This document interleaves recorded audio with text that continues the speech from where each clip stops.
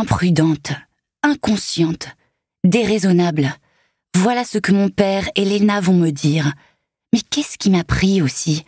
Je ne me conduis jamais comme ça d'habitude. Bon, d'accord, je sais parfaitement ce qui m'a pris. Un moment d'égarement aux traits séduisants et au sourire irrésistible à vous en faire oublier de respirer. Un verre de trop pour me consoler parce que c'était mon anniversaire et que je n'avais rien prévu de particulier. Et par-dessus tout, le besoin de me sentir à nouveau désirée après ce que je venais de traverser. Et j'ai complètement perdu les pédales, et mes vêtements au passage. Je croyais ne plus jamais en entendre parler par la suite, que cette nuit merveilleuse et enfiévrée resterait bien enfouie dans un recoin de ma mémoire. Grossière erreur. Quel genre d'imbécile ne s'aperçoit pas qu'un préservatif a craqué? Moi, apparemment. Ce qui devait être une nuit sans conséquence va changer toute ma vie. C'est vertigineux, c'est de la pure folie. Pourvu que je ne fasse pas une grosse connerie, je marmonne entre mes dents. Malgré mes doutes, la certitude que je trouverais une solution s'est logée quelque part au fond de moi. J'en ai vu d'autres, et même si l'avenir est flou, ce qui m'arrive n'est pas un drame. C'est du moins ce dont j'essaie de me convaincre alors que je m'engage sur l'allée menant au chalet que mon père a hérité de ses parents. Il y effectue en ce moment quelques travaux de rénovation dans le but de le louer, et je parie qu'il aura vite des locataires. Bordé d'une forêt de sapins qui débouche sur un paisible cours d'eau, cet endroit a tout pour plaire. Charmant et bucolique quand il fait beau, il devient carrément féerique à l'arrivée de l'hiver et des premières neiges. Le lieu rêvé quand on adore Noël. Noël. D'ici les prochaines fêtes, qui sait où je serai? Je vais devoir abandonner le studio attenant à l'Edelweiss, le restaurant dans lequel je travaille. C'est inéluctable.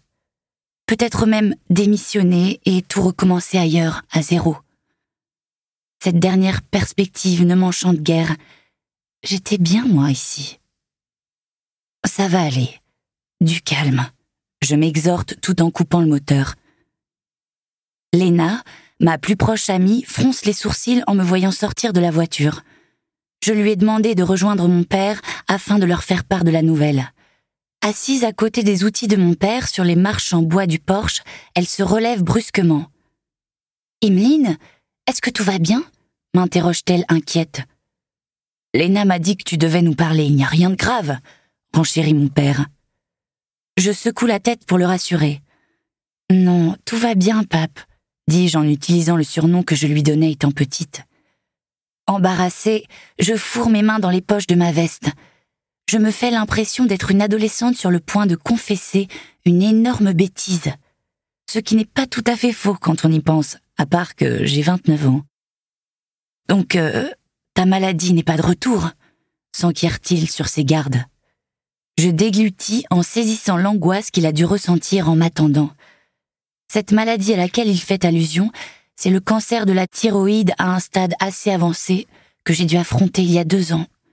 À cette époque, je n'avais plus vu mon père depuis près d'une 15aine d'années à cause de son alcoolisme.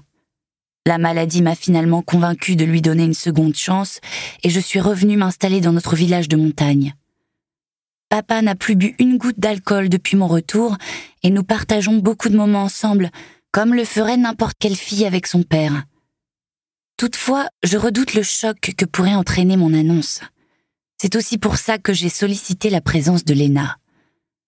Prenant une grande inspiration, je lui réponds « Non, ce n'est pas à cause du cancer que j'ai pris rendez-vous chez le docteur. À vrai dire, je suis même en pleine forme. Je suis enceinte de presque 2 mois. » « Quoi ?» s'exclame Léna. La surprise de mon père est également manifeste. Les yeux écarquillés, il ouvre la bouche et la referme à 2 reprises avant de réussir à articuler. « Tu es enceinte ?» « Oui, c'était pas prévu pour être honnête. Je réalise à peine. »« Waouh !» souffle Léna sidérée. Là, tout de suite, j'ai une bonne dizaine de questions qui me traversent la tête. Mais d'abord la plus importante. Est-ce que tu vas garder le bébé ? J'acquiesce. Lorsque le premier test m'a confirmé ma grossesse, mon réflexe a été de me renseigner pour avorter. C'était un coup de massue, élever un enfant en solo et en travaillant comme serveuse dans un restaurant de montagne, ce n'est pas ce que j'appellerais partir du bon pied. Pourtant, après une bonne nuit de sommeil, je me suis faite à cette idée. Est-ce le fait d'avoir eu peur de mourir quand on m'a diagnostiqué mon cancer? Un désir irrépressible de célébrer la vie?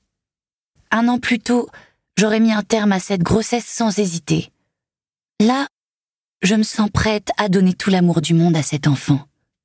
J'ai conscience que tout ne sera pas parfait, mais je le garde, oui. Léna, qui a elle-même accouché le mois dernier, s'avance pour m'enlacer. Alors, toutes mes félicitations, ma belle. Tu verras, à part les vergetures et les biberons en pleine nuit, c'est plutôt chouette, croisant mon expérience. Mon père me sourit lui aussi. L'émotion étire les pattes doigts qui bordent ses iris d'un bleu de Chine semblable au mien. C'est incroyable, bafouille-t-il en frottant sa moustache grisonnante. Mais, à ma connaissance, tu n'as pas de petite amie, si?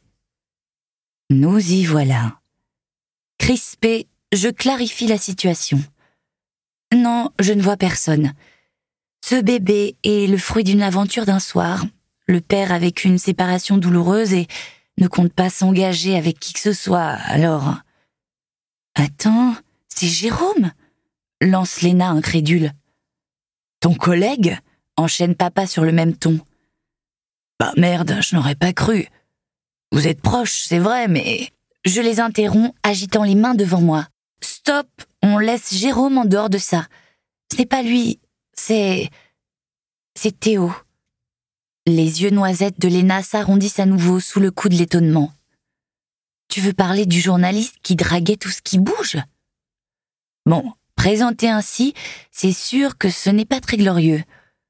De passage en décembre pour un reportage sur la station de ski du village, Théo s'est en effet montré quelque peu charmeur envers la gente féminine.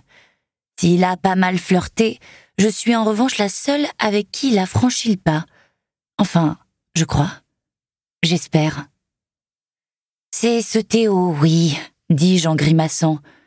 Vous comprendrez pourquoi ça complique la donne. Il risque de tomber des nues. Tu l'as mis au courant? Me demande mon père.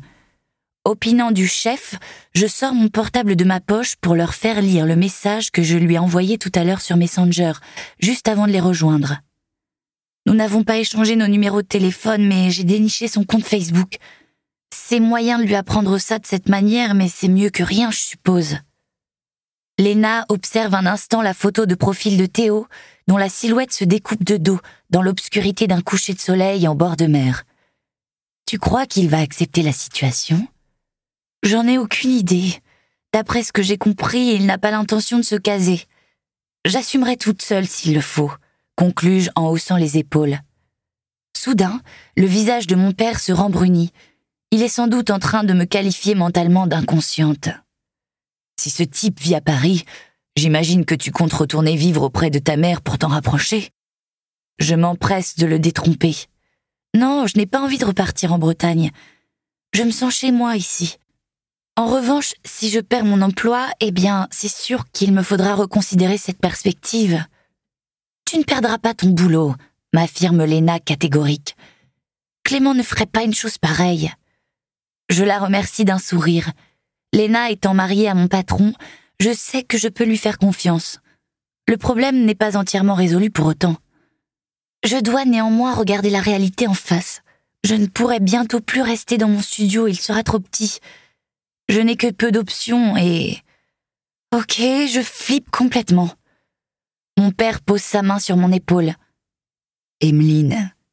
Oui, je sais, je me suis comportée comme une imbécile. Ce n'est pas ce que j'allais dire.